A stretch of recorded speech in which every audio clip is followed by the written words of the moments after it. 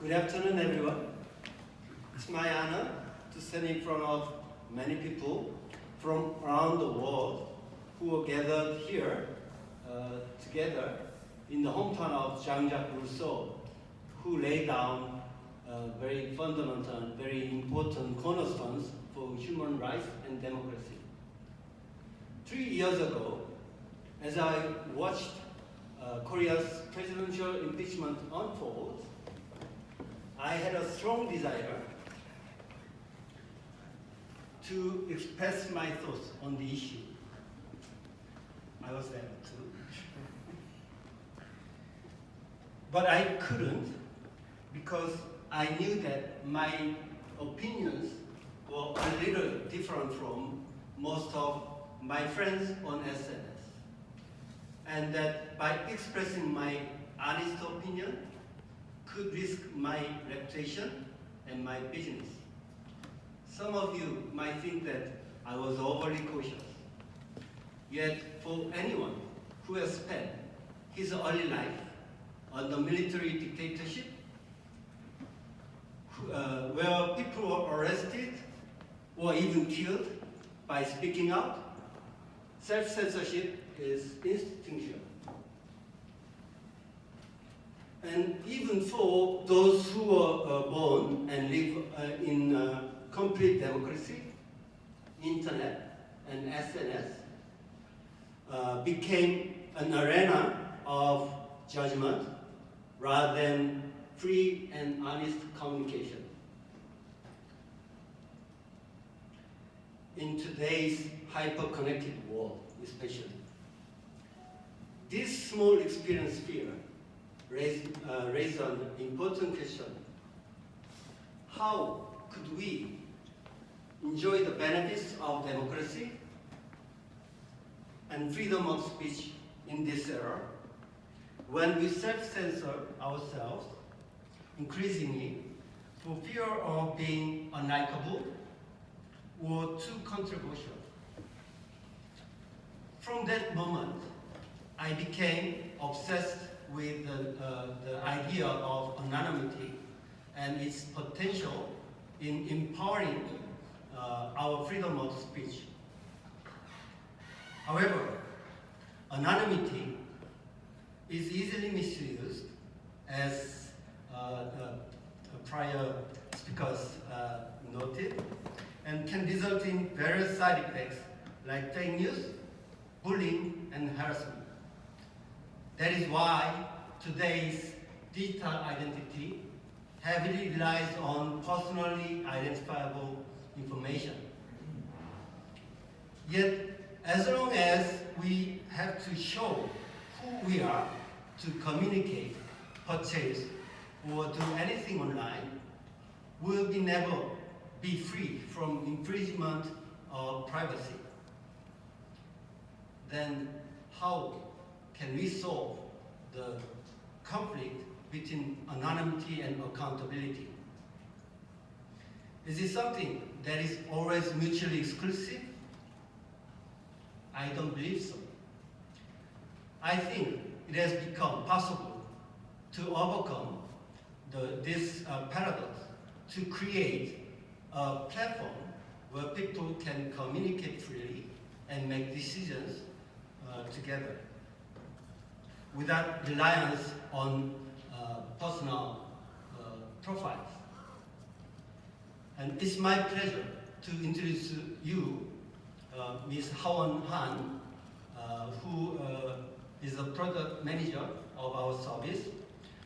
Our service is aiming to empower all of us to honestly and equally engage in shaping solutions that affect our everyday lives. She will share our unique approach to digital identity and human collaboration. Please give a warm welcome. Thank you.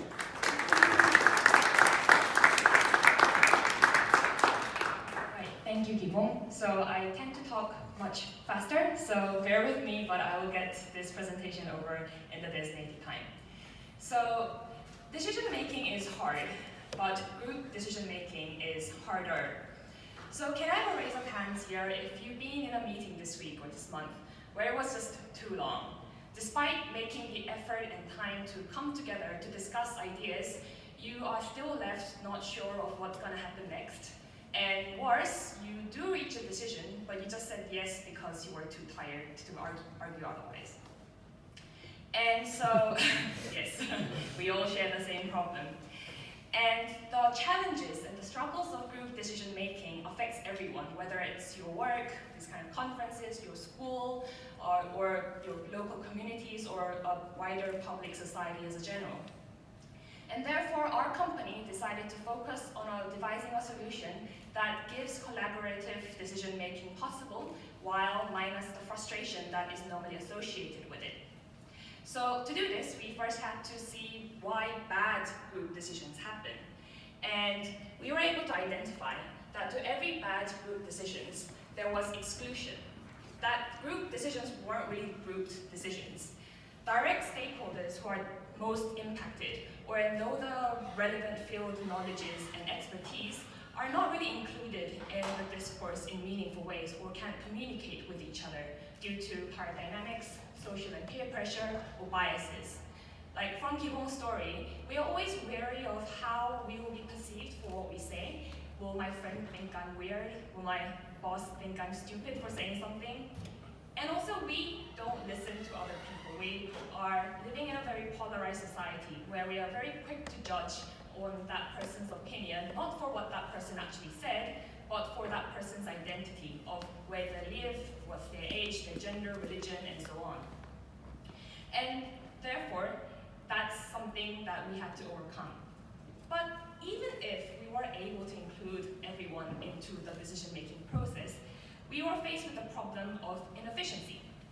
Good facilitators are rare breed, as from the hands raised in the beginning. And without them, it's very easy that meetings fall into this ever-diverging, repetitive cycles of opinions that fails to progress. And also people still sit there in the meetings not knowing when the meeting's going to end, like how long this is going to go for, and where this is going to really lead to on.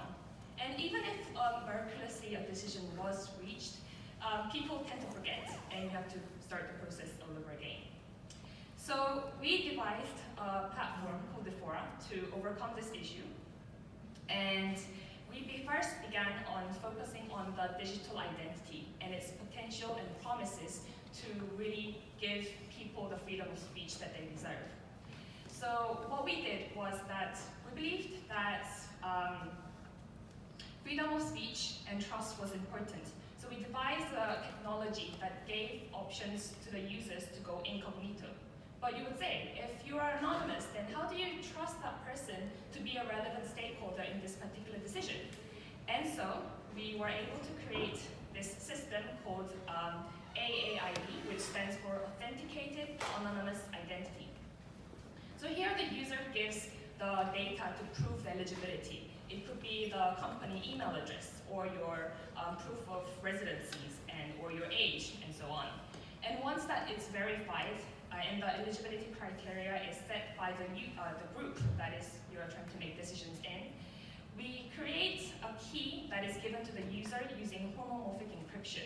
So basically, this is a type of encryption where you can compute directly on encrypted data. So despite us making it, we don't know anything about it, except for the fact that you are an eligible member. And we generate a one-time permit for these people to use to enter these activities of discussions or votes. And we create a different one every time so that your activities across our platform cannot be traced together to create a profile of you, as an earlier speaker has mentioned to us. And the key that can link everything and that gives you that sovereign, like identity sovereignty, is belonging only to you on your device for your usage. And we have the key management schemes to do this. But anonymity itself doesn't really guarantee inclusivity. So therefore, we added this concept of voice, the ability for people to participate in these kind of deliberations. And voice is something that is given out equally, limited form to everyone. So if I get 10 voices, then you get 10 voices too. And this allows people not to overtalk to one another, and that everyone has some kind of opportunity to speak their minds. But we also recognize that not everyone has to speak same amount of time every time. Sometimes someone might have more to contribute on certain topics. So here we made voice something that is delegatable. So if you see someone speaking out something very constructive and meaningful and is able to best represent your ideas, then you can give your voice to that person. And this is a type of decentralized curation where people are able to equally participate in forming a discourse and agreement at the end of the day. And so actually before we go on to this, I want to share a quick story of how this actually works out in real life use case. And we implemented the concept of incognito and voice to our own company meetings. And we were able to see that, first of all, the meeting time reduced drastically, on average by half its time, which was amazing. But even better, we realized that more diverse people began to speak up rather than only a handful of the people who used to just dominate the meetings, like my boss and myself included. And therefore, we saw that this technology had a lot of promises, but we also wanted to overcome the second problem that we identified, which was about inefficiency. And for this, we created a clear laid out templates which can facilitate people and signpost them to expect what they will expect from this topic. So when is the deadline? What should I do? And what is the next steps going to be? So we have 3 templates: discussion, this can be used for brainstorming, ideation, suggestion box, or debate. And there is the vote, of course, where you can choose one or multiple options from the candidates, or you can add on your things. And the technology behind that, I think we can cover in a bit later. And lastly, we have the review template, in which you can conduct surveys and review about products, performances, and so on. And we also have an incentivized system, in which these kind of topics, if it directly influences you, then you have all the incentive and interest to participate. But sometimes you need opinions from other people who are not directly affected. And in this case, our platform allows you to give reward to encourage participation from this. So if you want a review for your product by your customers, then you can give out these kind of reward points instead. And we also know that not every situation can have a one-fits-all kind of solutions. So what we do is these kind of templates and activities can be added on so that every groups and situation can have a customized process to go on. So after you reach a decision, you can add a review to see how the decision is playing out, what could have been done better. And if there are further room for discussion, you add on a discussion and then talk about what could be done and vote and so on. And all this process will be archived and connected and be searchable to help people make better future solutions by referring to their past decisions.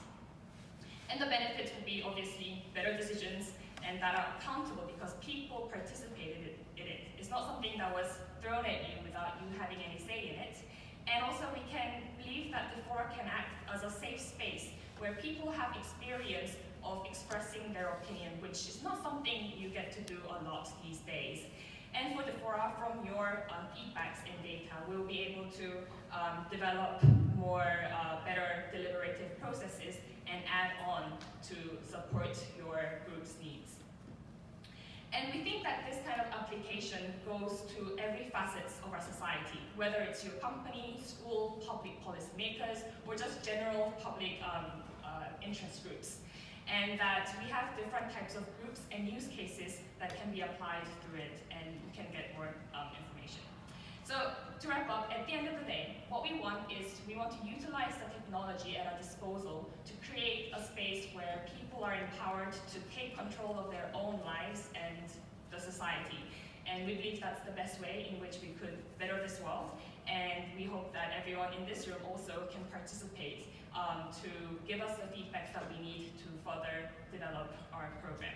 So if you're interested, you can visit our website for further information or approach me or Kibong and our team. And you can also sign up for the beta testing if you are really interested. Yes, I'm marketing here. Thank you very much.